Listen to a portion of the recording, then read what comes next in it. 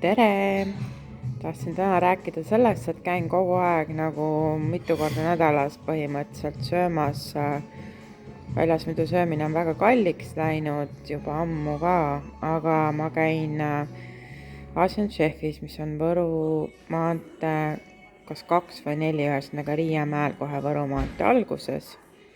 Ja siin on esmaspäevast reedeni päevapraed 11 kella 3-ni Hiina praad, makaronid või täna spagetid või riis koos siis kana, kala või juurviljadega või ühesõnaga kastmega on 3,40 ja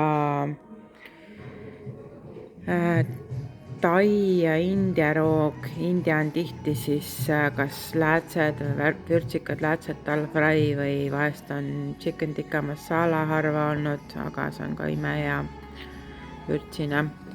Et kellele siis vürtsised meeldivad, siis siin on väga soodne ja väga värske ja väga heade vürtsidega otse tehtud, mitte kuskil soojendatud.